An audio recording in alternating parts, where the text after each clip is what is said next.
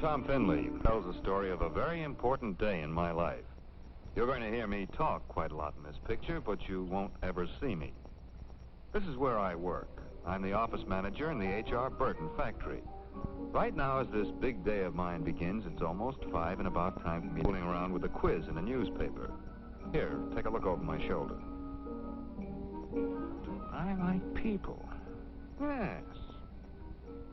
Do I feel refreshed and energetic after a good night's sleep? Yes, most of the time. Would I say I was reasonably healthy? Yes, I have headaches, but then nearly everybody does.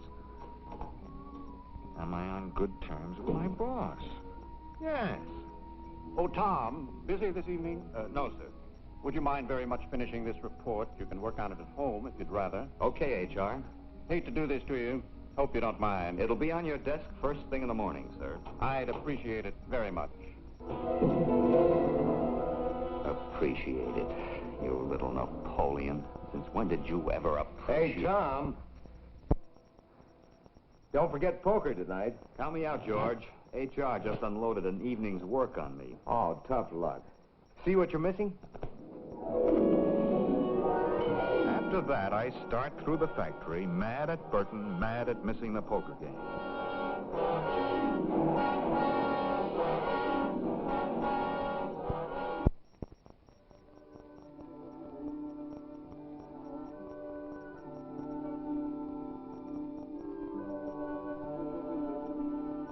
Nine, 16, 24, 42, 96.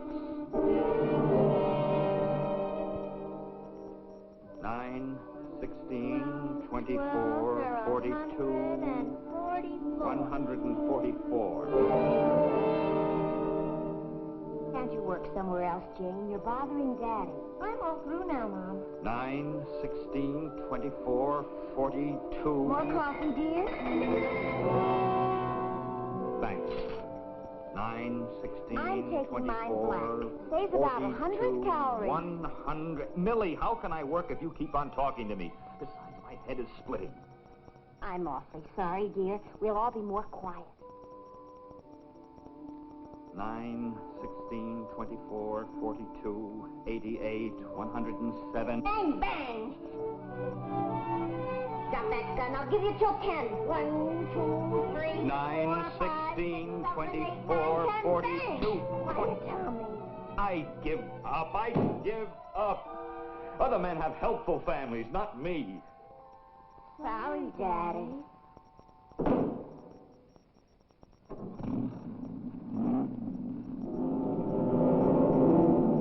Nobody gives me the least consideration.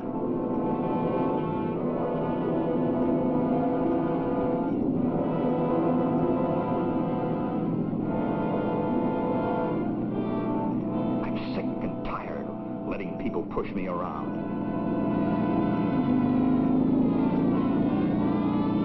Now I suppose he's going to give me the works.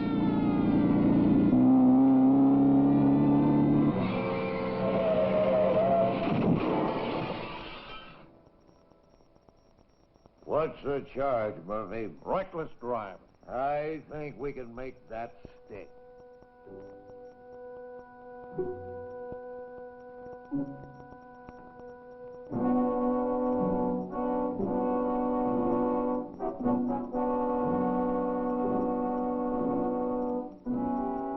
George. Millie told me you'd been arrested for reckless driving. That stupid so-and-so of a cop. Listen, I was driving along carefully, as usual, minding my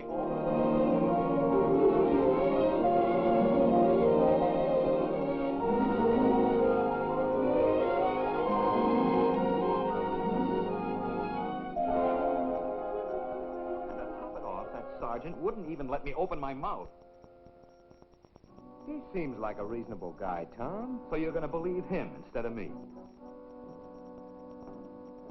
I thought you were going to spend the evening working at home. I couldn't get any peace in that madhouse. My headache was driving me crazy. No peace at home, no peace at the office. Burton, he just loves messing things up for me. Standing behind that partition all day long, Spying. Thinks he's Napoleon. Maybe it's you who thinks he's Napoleon. Why didn't you tell him you had a date? Try telling him anything. I think he'd have understood. Quit picking on me, George. I'm in enough trouble. Tom, I've known you all my life. You're a great guy. But you do fly off the handle and think people are picking on you when they're not. What do you mean by that? Well, even back in school. Remember our third grade teacher? Gladys Stark. That old battle axe. Billy? Yes, Miss Stark. Multiply 5,623,436 by 204,602. Quickly! Hurry up! Just a minute, Tom. She wasn't like that. George 5th. Yes, Miss Stark. Multiply 3 times 7. Take your time. 7 times 3, you mean? Yes, George. I don't know, Miss Stark. I've been absent. I missed... All right, George. It's 21. But let's go over it again in a few minutes. She couldn't have been more patient. Okay, maybe I did have the cop and the boss and even Starkey slightly out of focus. But there is one person who always had it in for me. Remember our old top sergeant, that slave driver Driscoll? He sure hated my guts. I ran into Driscoll the other day. He asked about you. Said you were the best company clerk he'd ever had. Did he? For Pete's sake, have I got everybody mixed up? What's wrong, George? Am I sick or something? Maybe you're making yourself sick. You remember what a mess Bill Jones got himself into last year? Took the doc 6 months to set him straight. Think I should see a doctor? Sure, why not? Other people can help, too. You know, it's a good idea to talk things out with someone you like and trust. George, it was swell of you to come all the way down here. I wish I could see things, people, the way you do. Most of the time lately, it's as if the whole darn world... Report.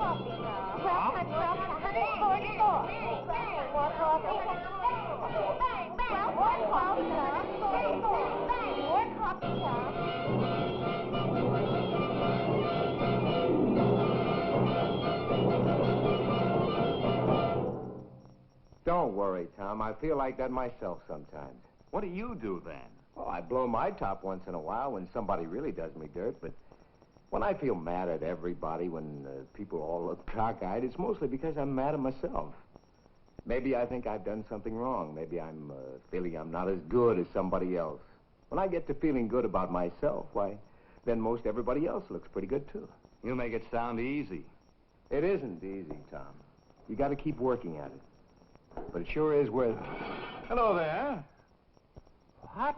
Both of you? Gee, H.R. himself. George just came to see me. Come on, you won't have to see the judge until next week. Everything all right now? I must run along. Don't bother coming in tomorrow morning. I'll send for those papers. Bye. So he fired me. Now who's cockeyed, George? Say, Tom, don't forget, staff meeting tomorrow at 3. Well, I'll be... You've got good friends, mister. Come on. I'll see you home. Head still ache? What? No. By golly, it's gone. Well, as George and I walked out of that jail together, I began to see things a little straighter. I'd learned one important lesson anyway. I knew then that a guy could get himself into a whale of a lot of trouble if he didn't understand what his feelings could do to him. I've got plenty more to learn, I know. It's not going to be simple or easy, but I'm sure going to try. Well, now you've seen how things looked to me at the beginning and at the end of this very important day in my life. Maybe you've had a day like this yourself. Maybe I seem familiar to you.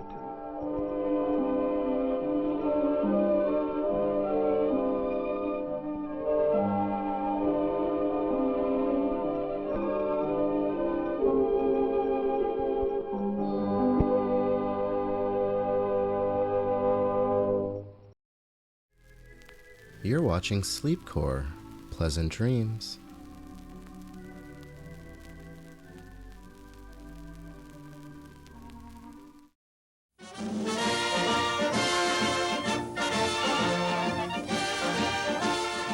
Did you ever realize how many motions it takes to drive a car with a conventional transmission?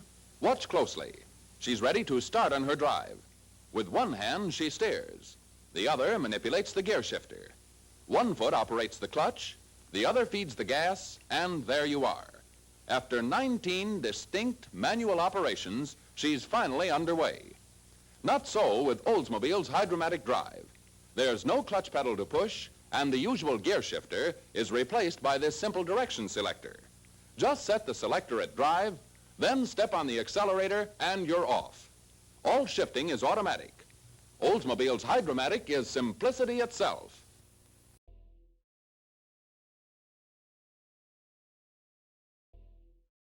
Die Sprechbühne, das Publikum drängt sich in perfekte Aufführungen, die extreme Situationen des Lebens beleuchten. Der Elefantenmann, gespielt von dem britischen Rockstar David Bowie, ist ein abstoßender Krüppel, ein Ungeheuer mit kluger Kinderseele, das im England des 19. Jahrhunderts auf Jahrmärkten zur Schau gestellt wurde.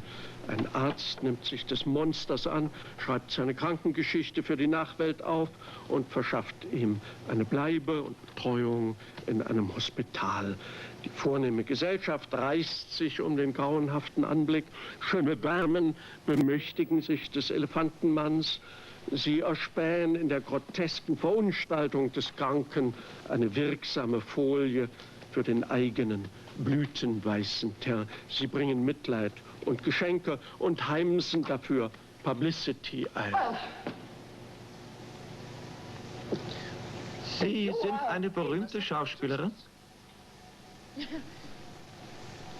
Ich bin nicht unbekannt. Sie müssen sich für Ihren Lebensunterhalt zur Schau stellen, so wie ich es tat.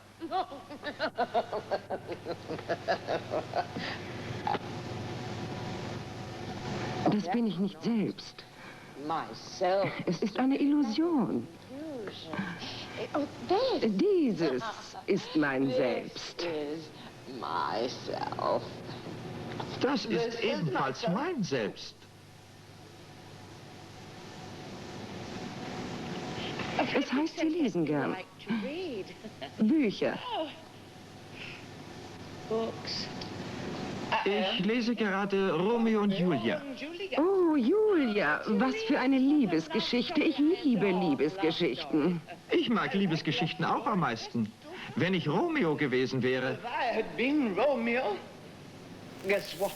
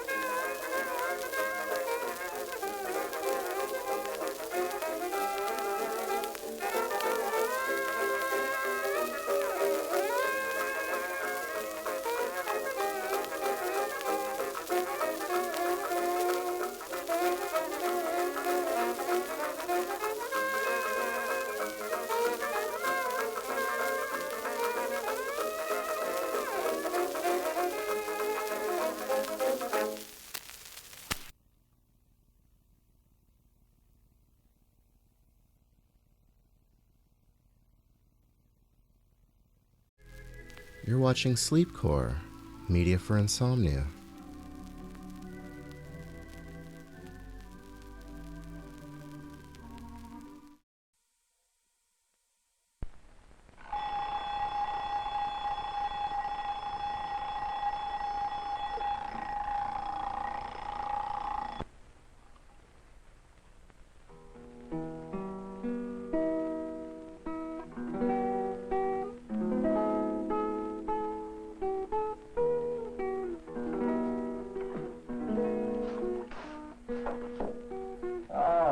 Hustle along in there, will you? Okay, Daddy.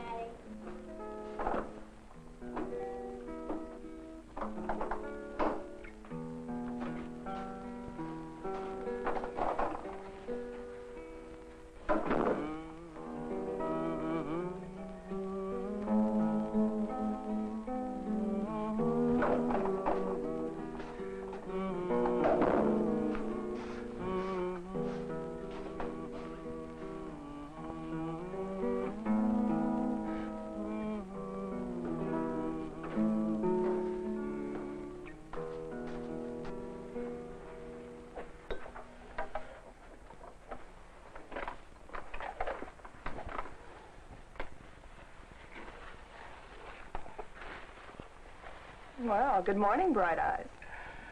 Hi, dear.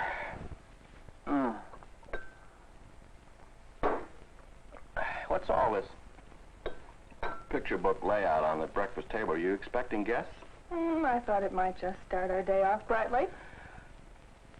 What's with the pajamas?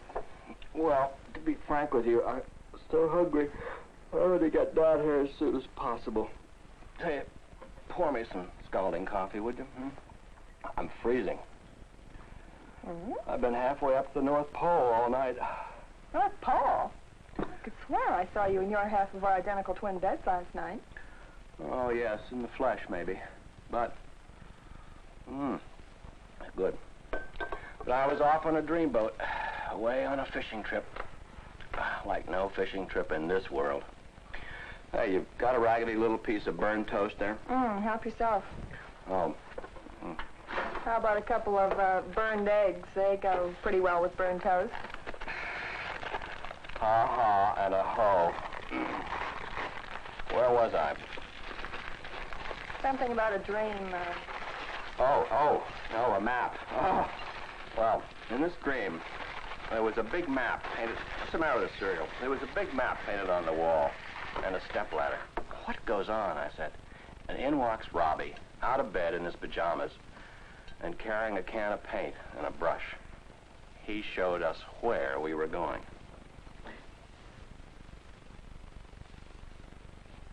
Hold it. I'm lost already. It's pretty fuzzy, but I'll start over. We got in a plane.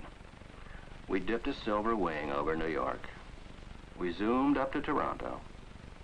We changed planes and landed at Windsor, across the river from Detroit.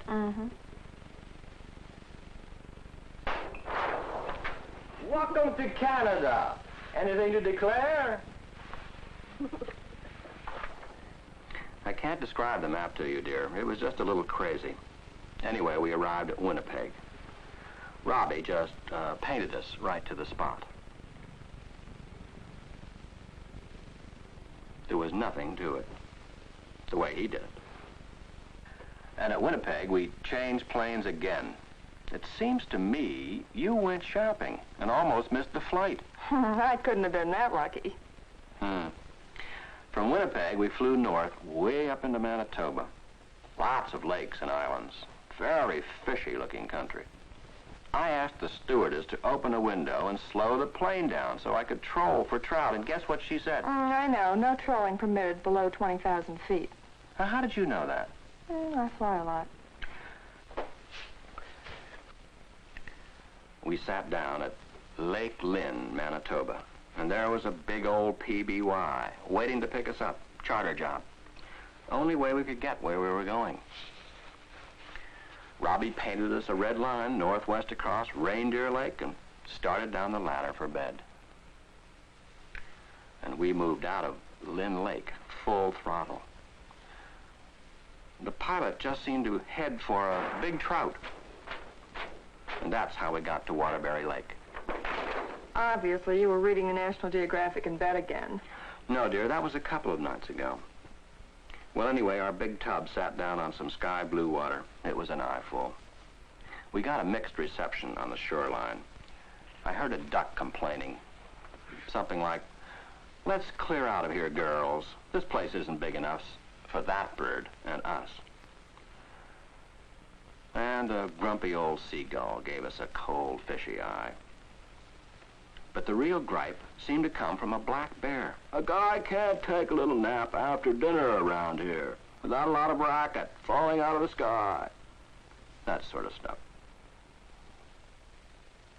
Going ashore reminded me just a little bit of Washington crossing the Delaware.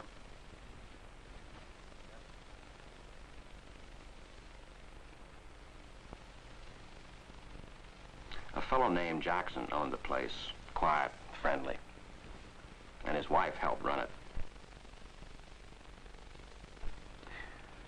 Funny thing about it, I could hear a public address horn in the background telling Jackson's story of how he came to the very top of Saskatchewan and found this little paradise in the wilderness. He flew over this country with a canoe lashed to a pontoon of the plain, and he liked what he saw. So down he came. He paddled all over the sparkling lakes and bobbed his way along the swift water rivers that tie the lakes together. He liked it more than ever when the fishing turned out to be better than fiction. Big fish, willing fish, and lots of them. And there were almost hidden passages between some of the lakes. Lakes fringed with lovely forests, and there was crisp climate too. This was for him. I must have arrived in Waders carrying a fly rod because right off the bat I was fishing for Arctic grayling in a beautiful stretch of fast water between two lakes. Well, let the dog out before he breaks down the door, will you? Yeah, just a second. Hey, here, boy, come on, easy there. Your paws are all muddy. Oh, he was born with muddy paws. By the way, what's an Arctic grayling? To tell you the truth, I don't know much about it. It's a cousin of the trout family and hangs around the Mackenzie River system, Alaska, around up there. I've read about grayling, but never saw one alive before. But I caught a barrel full of them last night. Great scrappers. They took a dry fly every time I put one in the water. You know something? In this dream, I was 20 years younger. I wore an old red sweatshirt I used to own, and I had all my hair blonde. The boy I married. I was a pretty good fly caster in this dream. Very relaxed. Had a small audience. You know how fishermen are always saying they want to be alone? But they really don't mind having a witness around when they're taking fish on every cast. I can still see those grayling. Purple gray and silver sides. A big dorsal fin like the sail on a toy boat. And ventral fins with necktie stripes. Oh, speaking of neckties, can Jimmy borrow one of your neckties for the senior prom tonight? I guess so. Tell him to take the knot out before he throws it back in my closet. You're watching Sleepcore. Sleep tight.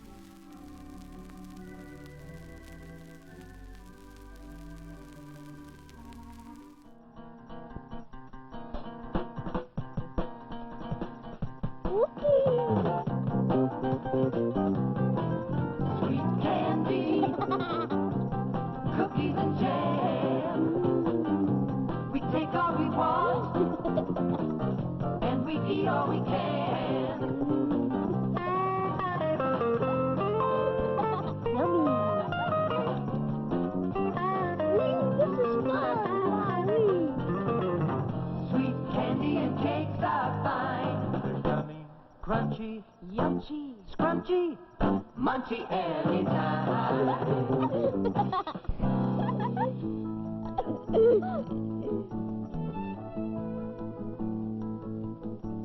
My name's Jack Sweet.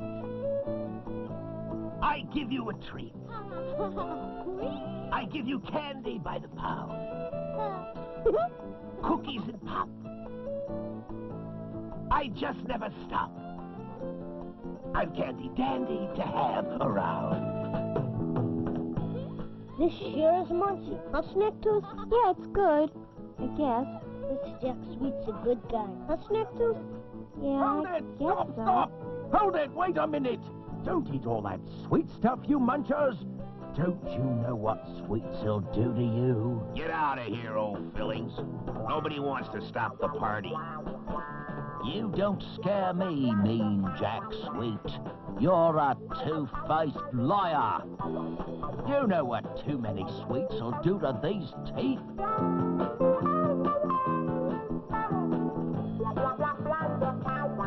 You old meddler.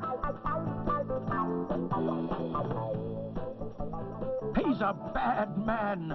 You'll see what happens when you eat too many sweets. You'll see. On with the party. Sweet snacks are fun. Now let's get us some cavities.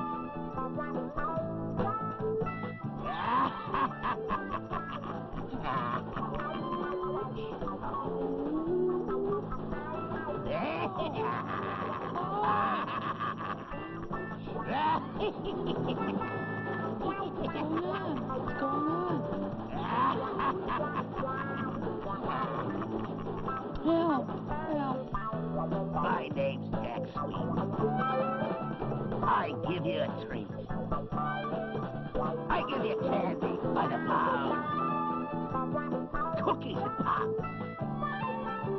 I just never stop. I'm Candy Dandy to have around. Wow, that was a bad one. That just plain hurts. Something is wrong with all of this. We eat a lot of sweets and bam, we get hit. I'm gonna find out why.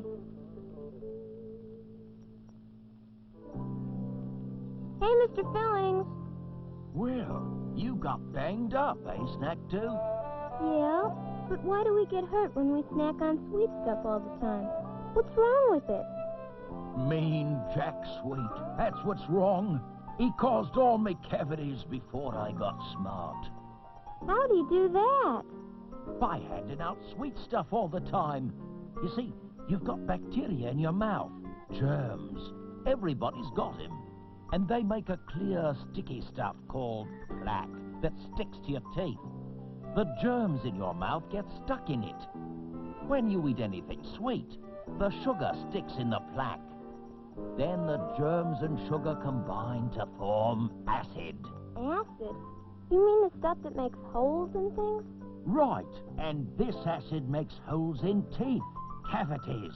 Every time you munch on sweets, the acid attacks for 20 or 30 minutes. Wow. And some things have hidden sugar. You don't know it's there, but it is, making cavities just like mine. But if we don't eat sweets, what do we eat? The same foods that keep bodies healthy keep teeth healthy. Foods that make up a balanced diet. A balanced diet? What's that? Start off with the right foods, then eat the right amounts of them every day. What are the right foods? Well, you have 4 basic food groups, like fruits and vegetables, all kinds of good things in this group. You've got to have 4 servings of them every day. Fruits and vegetables, 4 servings every day. Wow, they're munchy for snacks, too. And here's breads and cereals. 4 servings of them, too. Breads and cereals, 4 servings every day. Here's the milk group. Milk and all kinds of cheese. Yeah. 3 servings every day for them. Milk and dairy foods, 3 servings every day. The meat group. Meat, fish, chicken, and eggs. At least 2 servings every day. Meat and fish and eggs, 2 servings every day. So that's a balanced diet. Fruits and vegetables, breads and cereals, the milk group and the meat group. 4, 4, 3, 2.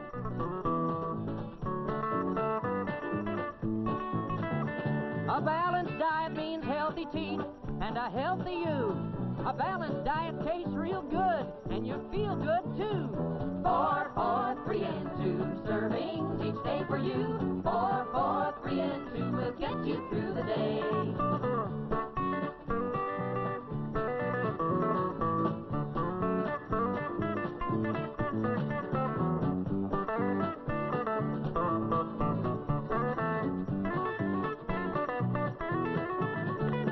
A balanced diet means basic food groups, all in line.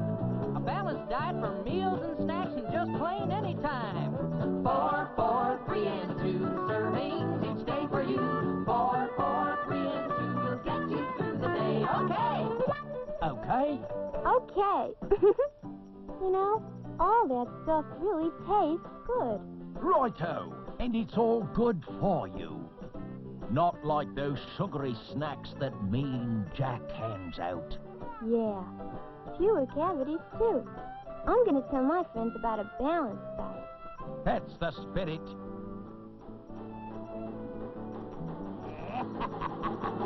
Stop it, Mean Jack, sweet. Cut that out. Here you are, little muncher. Try one of these. We don't want your sweet snacks anymore. No more snacks? Then take this. Oh, don't. And this.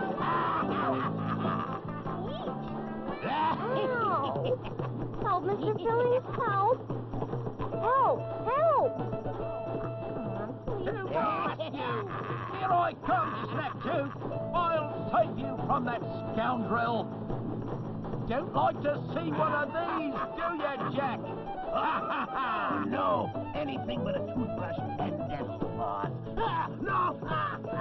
Fluoridated toothpaste. This'll do a good job. Toothbrush and dental floss too. You pick 'em up and you know what to do. Brushing and flossing are just the trick to keep your teeth from getting sick. Remember that plaque, and the sugar, and the acid? Well, this is how to get rid of them. Wow. It sure is good to feel like we should. We'll keep in shape by brushing now. It sure feels good to eat what we should and keep in shape by flossing now. Old Fillings sure knew the answers. Huh, Snacktooth? Mr. Fillings is a very smart tooth. Only one tooth expert smarter, and that's your dentist. Good food and a toothbrush too. You pick 'em up and you know what to do. Taking care, well, it's just a trick to keep your teeth from getting sick. Not everybody's that smart. I'll be back.